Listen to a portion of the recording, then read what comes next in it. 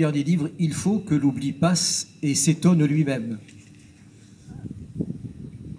Donc, ça parle d'un exil. Et donc, voilà, c'est les paroles d'un gamin de 13-14 ans. C'est le début du livre.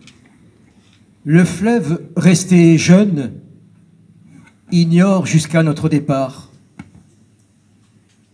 Nos yeux plongent pourtant dans une nuit sans fond. Ô mer, que peut-on mettre dans une petite valise, hormis la tristesse et l'horizon empoussiéré? Pour ma part, j'y ai mis une tenue de rechange, une chemise reprisée, un pull au cou fleuri, en plus d'un pantalon surpris par ma croissance.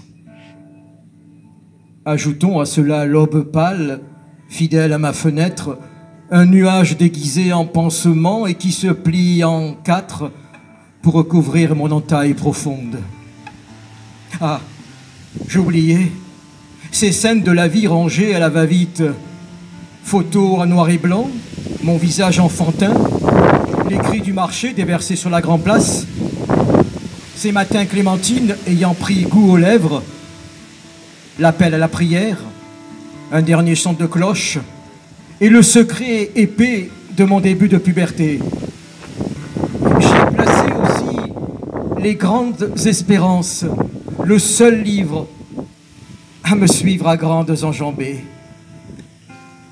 J'emporte cette langue française riche et belle, première offrande de naissance reçue dans mon berceau, mes rêves à ciel ouvert dans la cour de récré, un adieu d'encre noire à mes amis d'enfance, à l'espoir insensé qui me servait d'escorte, quelques lucioles aussi, assez pour m'éclairer, sans oublier cet arbre étreignant l'indicible et le dormeur du Val retrouvé sur ma route.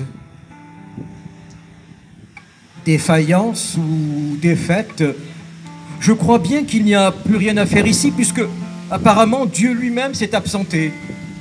Pardon,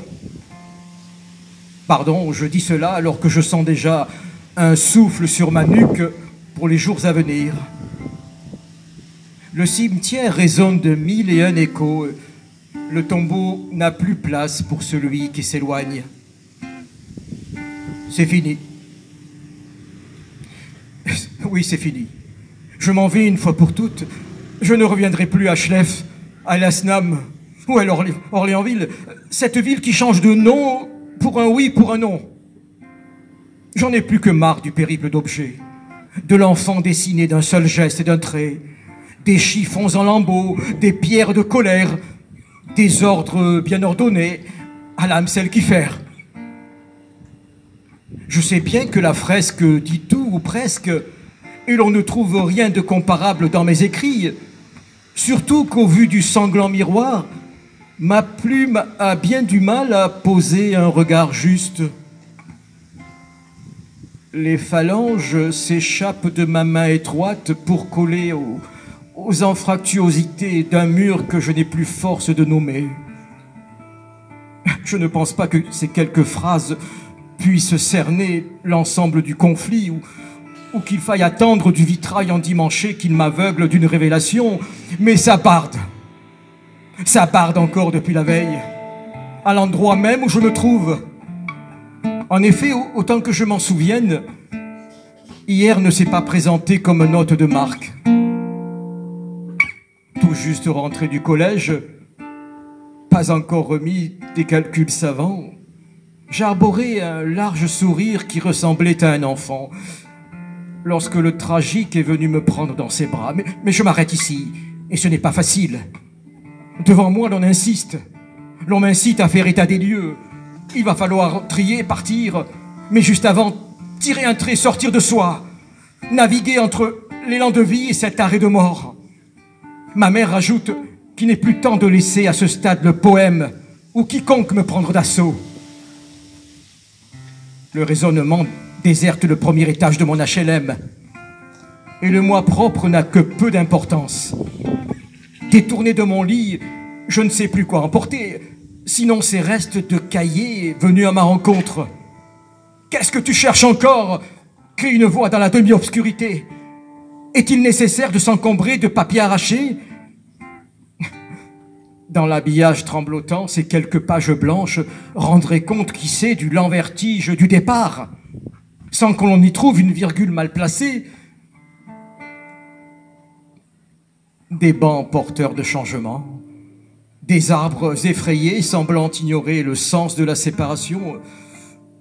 La rue centrale gardera en mémoire les pas empressés de mon enfance.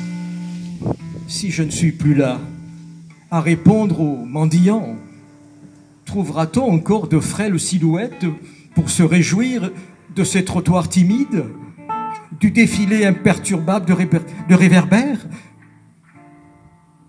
Le charroi tout autour ne se prive pas de voiler la perspective.